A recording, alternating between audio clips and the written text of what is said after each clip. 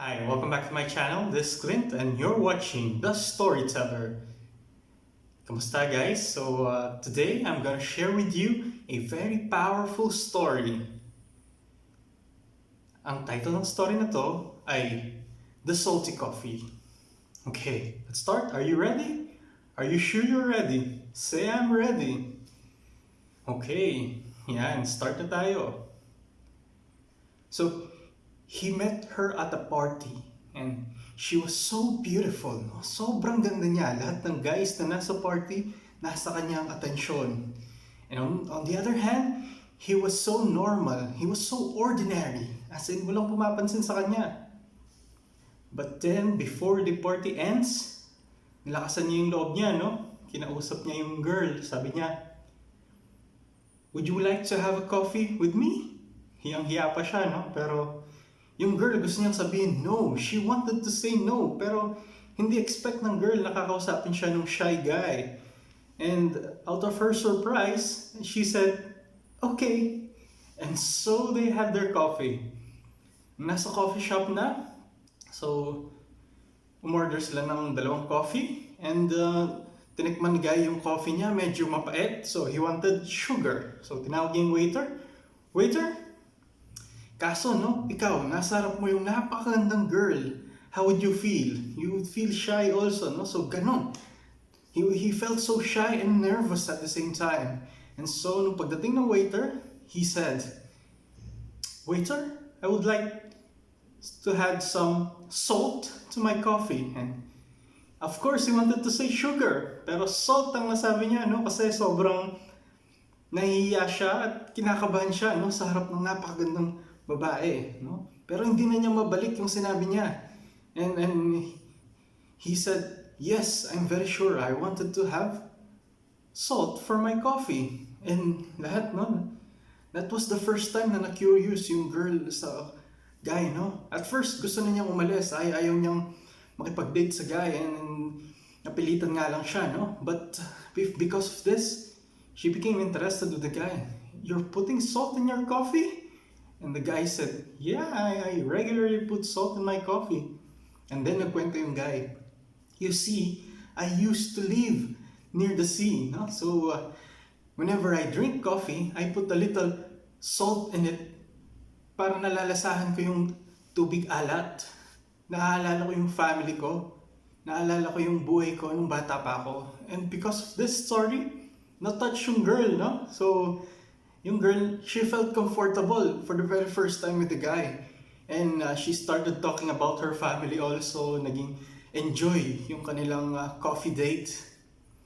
And fast forward, no, they continue to date each other. Nagkakilala sila. And finally, they got married. Wow, they got married, yes. And a few more years, nagkaroon sila ng anak. A lot of years later, nagkaroon na sila ng apo. 40 years, no? They're still together, very much in love. Until one day, the guy died. You know, and before he died, he left a letter, no? Sa girl, no? They're very old already. And binasa ng girl yung letter na iniwan ng guy. And the letter says, "My love, I have lived all my life with you and I have no regrets whatsoever for anything. No, sobrang naging masaya ako sa buhay ko na kasama kita. Pero I need to say sorry to you kasi alam ko, pinangako ko sa iyo na hindi ako magsisinungaling kahit kailan. But I did lie to you for once in my life." At yun na nga, senior niya, no? "Do you remember the day when we first met at the coffee shop? I asked for salt instead of sugar. You know, and I really wanted to say sugar, pero sobrang ganda mo, sobrang nervyos ko. So napilitan ako sabihin salt and hindi ko na mabawi yung sinabi ko. And so I lied. But because of that, for over 40 years, pinagtitimpla mo ako ng kape araw-araw. At nilalagyan mo yun ng salt because I said I like it. And I I had to drink it kasi tinimpla mo yun. And you know what?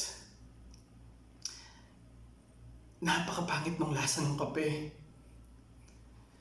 Ang pangit ng lasa. Pero you see, wala akong pinagsisisihan. Masayang-masaya ako na sa'yo ako kinasal, nagkaroon tayo ng mga anak, nagkaroon tayo ng mga apo. And if I had to live my life over and over again, I would still choose to marry you. Oh, sweet. Even if I had to drink that salty coffee every day of my life again, you know. So, after that, no, na binasa ng girl yung letter ng guy, you realize, alam niyo na bakit namatay yung guy, no? You know, right? Syempre, no? So, hindi naman dahil sa sakit sa bato. So, the point is, sobrang touch ng girl, no? So, sinabi ng guy. And because of that, daily, whenever she had coffee, nilalagyan na lang ng salt, no? To remember yung guy, no? And she was very old, no? Until finally, one day, at her deathbed, lapit na siyang mamatay, kinuwento niya, no, yung storya na to sa kanyang apo. No, kinuwento niya yung love story nila, ng lolo nila, tsaka siya. And then tinanong siya ng apo niya, "Grandma, I would like to ask you one thing. What is the taste of the coffee?" And yung girl, she smiled. Actually, hindi na siya girl, no? Sobrang matanda na siya at this point. She smiled for one last time and said, "It's sweet." Okay, so that's the end of our story. I hope nagustuhan nyo. Kung nagustuhan nyo ang aking video, so i-click lang yung subscribe button at huwag kalimutang i-click yung notification bell para lagi kayong updated sa ating mga videos and stories. Thank you very much!